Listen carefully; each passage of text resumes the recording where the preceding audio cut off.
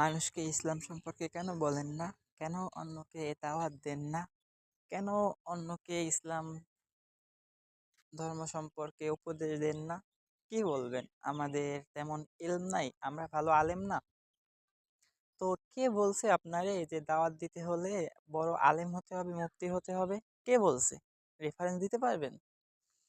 রাসূল সাল্লাল্লাহু আলাইহি সাল্লাম বলছেন যে যদি সঠিকভাবে একটি আয়াতও জানো তাহলে সেটা অন্যের কাছে পৌঁছে দেওয়া তোমার জন্য ফরজ।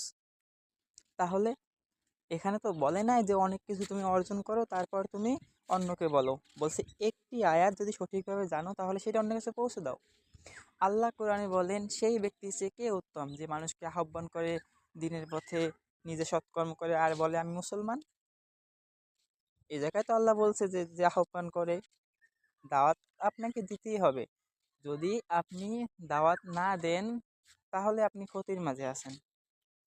যদি আমরা সূরা আসরের তাফসিরে যাই তাহলে এখানে আল্লাহ বলেন মহাকালের শপথ, নিশ্চয়ই মানুষ ক্ষতির মধ্যে আছে, তবে ওরা নয় যারা সৎকর্ম করে, যারা বিশ্বাস করে, যারা অন্যকে সত্য সম্বন্ধে উপদেশ দেয়, যারা ধৈর্য সম্পর্কে উপদেশ দেয়।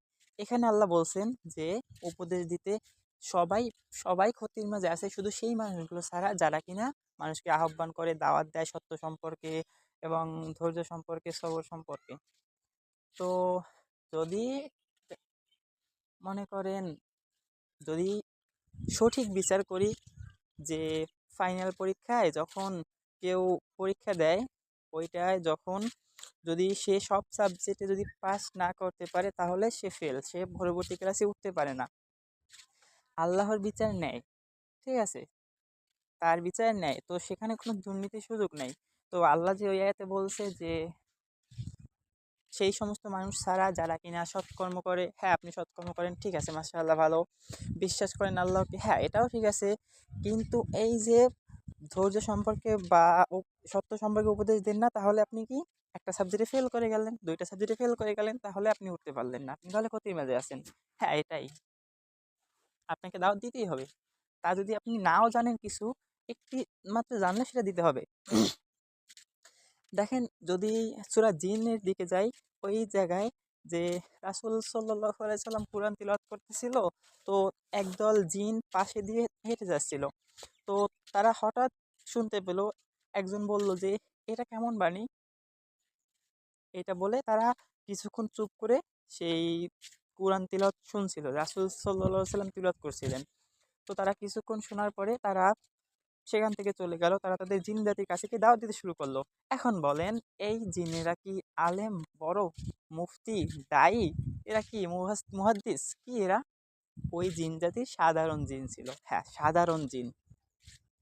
তো এটাই, আপনি কিছু জানেন বা না জানেন আপনাকে দাওয়াত দিতেই হবে। যে বলবে যে তুমি কি জানো, তুমি কি করতেছো, আরে ও কি জানে, আমি যা বলছি যে রেফারেন্স নিয়ে বলছি।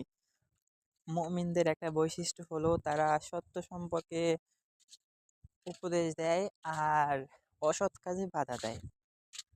তো আপনি দেখতে পেলেন যে একটা মানুষের কিছুটা ভুল আছে, তার ভুলটা আপনাকে ধরিয়ে দিতে হবে, তবে তারে অপমান করে নয়। মানুষ মাত্রই ভুল, আপনারও অনেক ভুল আছে, আমারও অনেক ভুল আছে, প্রতিটা মানুষই ভুল করে, মানুষ মাত্রই ভুল। তো রাসূল সাল্লাল্লাহু আলাইহি সাল্লাম বলছেন একজন মুমিন অন্য একজন মুমিনের আয়না স্বরূপ। তো আপনি কারো ভুল দেখলেন, আপনি তাকে সেটা আস্তে করে বলে দিবেন, কেননা ওই যে আয়না স্বরূপ, আয়না কিন্তু কখনো কথা বলে না। আপনার চেহারায় কোথাও কেটে গেলে আপনি আয়নার সামনে গেলে আয়না কি করে, আস্তে দেখিয়ে দেয় যে আপনার এই জায়গা কেটে গেছে। আয়না কি বলে এই তোমার এই জায়গা কেটে গেছে, তোমার এটা ভুল, তোমার একটু ভুল? আয়না কিরকম রাগ দেখিয়ে কিছু বলে? বলে না। তো এরকমেরই আপনার রাগ দেখিয়ে কিছু বলার অধিকার ইসলাম আপনাকে দেয় নাই। কাউকে আপনি রাগ দেখিয়ে, কারো ভুল থাকলে আপনি তাকে রাগ দিয়ে বলার এই অধিকার আপনার দেয় না ইসলাম। আপনি এরকম করলে যদি সেও ভুল থাকে তাহলে আপনার শাস্তি পেতে হবে, আপনি ভুল হয়ে যাবেন এই জায়গায়। রাগ দেখিয়ে কিছু বলার কোনো সুযোগ নাই। আল্লাহ বলেন যে বিনয়ের সাথে মানুষকে আহ্বান করো। তো যতটুকু জানেন এইটুকুই চেষ্টা করেন অন্যের কাছে পৌঁছে দেওয়া। দেখবেন যখন আপনি অন্যের দাওয়াত দিতে চাইবেন তখন আপনার নিজের শেখার আগ্রহ বাড়বে। যখন আপনি অন্যকে বলবেন আপনারও তখন এমনটা মনে হবে যে হ্যাঁ আমি তাহলে আরো শিখবো এবং মানুষকে বলবো। এতে আপনারও অনেক ইলম অর্জন হবে।